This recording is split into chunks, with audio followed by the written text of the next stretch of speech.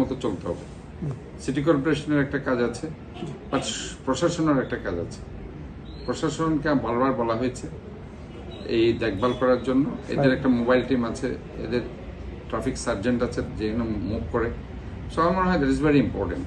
এই জিনিসগুলো আসলে তাদেরকে বলা হয়েছে এগুলি অবশ্যই দেখভাল করার দায়িত্ব আমাদের।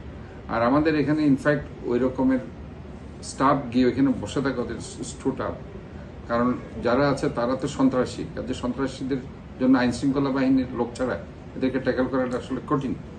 কাজে আমি মনে করি যে আইন শৃঙ্খলা বাহিনীর যারা দায়িত্বে আছেন তারা অবশ্যই প্রায়োরিটি বেসিস আমাদের যে ফ্লাইওভারগুলো আছে, যেহেতু এটা একটা নিরাপত্তার হুমকি বলে আমি মনে করছি, জননিরাপত্তার, যে কোনো মুহূর্তে যে কোনো গাড়ির অ্যাক্সিডেন্ট হতে পারে, কাজে এটা জীবনের একটা ঝুঁকি আছে। সোফার ওই জিনিসটাকে মাথায় রেখে আমার মনে হয় আইন শৃঙ্খলা বাহিনী তারা যদি আরও তৎপর হয়, তারা যদি তাদের এই পাহারাটা জোরদার করে, তাহলে পরে এই জিনিসটা আমার মনে হয় বন্ধ হয়ে যাবে।